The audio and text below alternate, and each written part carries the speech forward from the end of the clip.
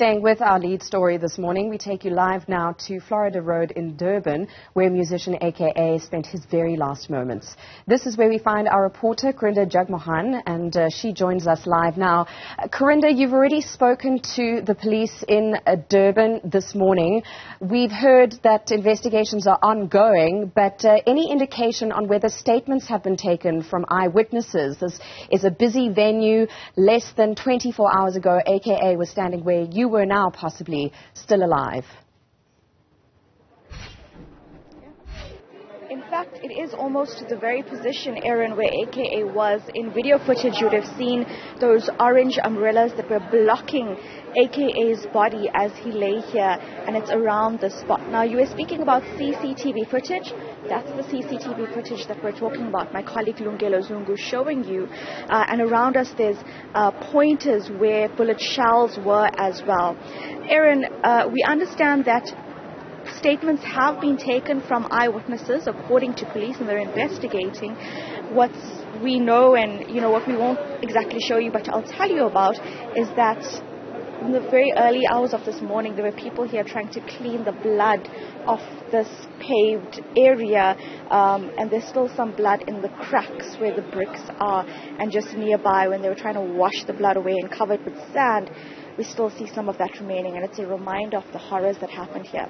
You mentioned this was a crowded area. It was, actually, and there was someone who was here as well that we'll speak to.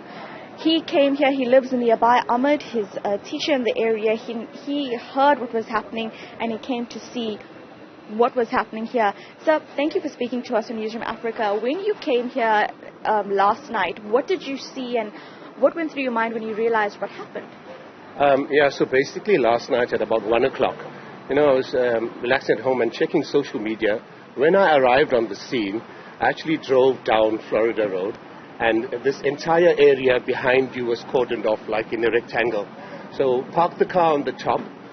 There was a lot of police presence on that side. So you were restricted from actually entering the area. Parked the car off, took a walk around. And what I noticed first is that the area, not quite sure what was happening. So there were some cones on the road. Sort of the area that the incident, can we call it this brutal killing, actually happened was blocked off by 3 orange umbrellas. And there were lots of forensics guys working here. There was uncertainty as to what had happened at the time. But having chatted to those around here, they said there was a killing first, because initially we thought it was just him. But later it came to our knowledge that, there had been another fatality and someone else was wounded. So the feeling was tense. Florida Road, as you know, has been our place of safety, somewhere we go to have our coffee. There's loads of restaurants around here.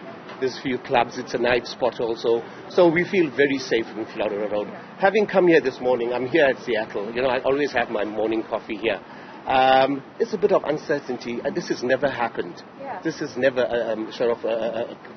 a planned killing, call it a drive-by shooting, whether they jumped off, we're not sure. So, yeah, that's where we are. It's indeed, I understand what you mean when you say there's a tension here. We know now that the person who died was AKA, and someone died with him. We're still confirming who. What goes through your mind? We were speaking earlier when you said this is an international star. Listen, the guy had worked his way up. He started along 10 years ago, and he started his way up and put himself as the premier, the South Africa's #1 rapper, winning local awards and winning international awards, being nominated for the BET Awards. Having followed him, I won't lie, I love his music. So having followed him, and for a guy of this magnitude, can we say he was a celebrity, to be taken out like this? Maybe he was relaxed here in Durban. As we know, Durban is where you go, it's all fun, Sansi. And someone else who also had been a fatality. So he normally performs with Kulichana. So all these things are going through your head because there's so much of uncertainty that's actually happened. So I'd just like to extend my sympathies to his mom and dad, to his family. They've lost a son. And yeah, I hope they get to the bottom of it. Thank you very much, sir, for speaking to us. A beautiful comment there, extending sympathies. In fact, this gentleman here actually took some of the pictures and videos that you are seeing currently on social media because he was among the crowd that was here. So, Aaron, there you have it. A person who was here at the scene last night when this happened describes the crowd nearby, how the roads were cordoned off, and then speaks to the fact that there is still a tense atmosphere here. Later on, I'll tell you more about what the Department of Transport and Community Safety is saying.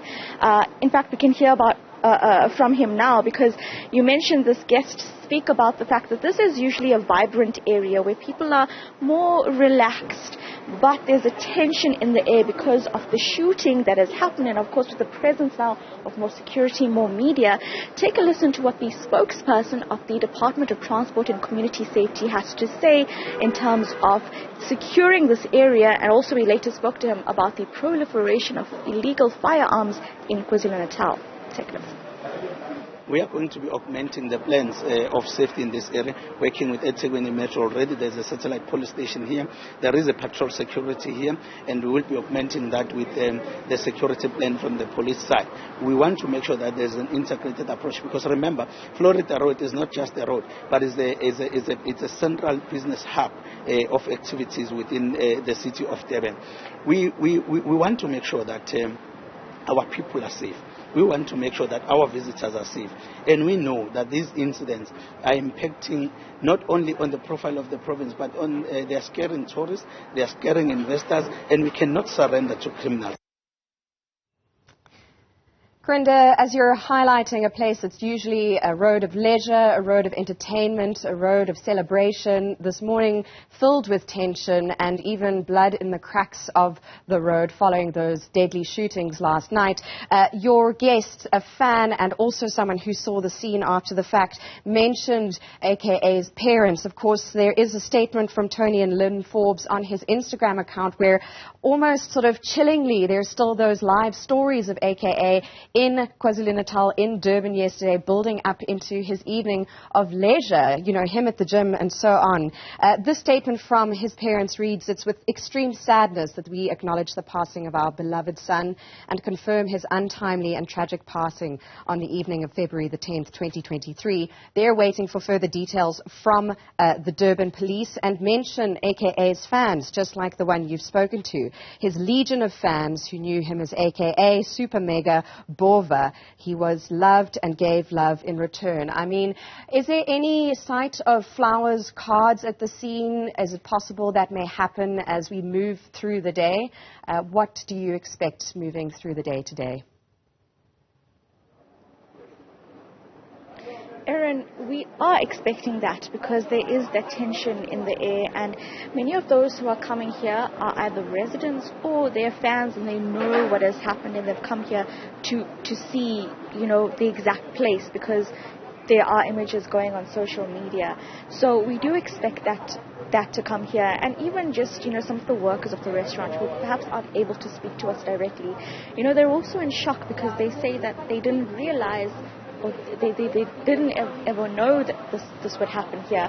Around us, in fact, my colleague will show you, police members are here currently, members of crime scene management, detectives as well. So then we can say that the investigations are indeed continuing, and perhaps now their goal is to get that CCTV footage that could perhaps give us a more idea of what happened and who did this, because of course that is what people want to know. So do stay with us. We do expect more fans to come through, even, you know, just on the road. People are driving by and just stopping and looking at the scene that is here as well. So it is a place where there's tension and worry because of the murders that happened, and then also immense grief because of the person who was murdered.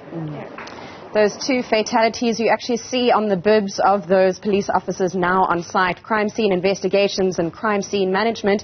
As you say, we will be looking to learn what happens in terms of obtaining that key evidence, potentially that CCTV footage.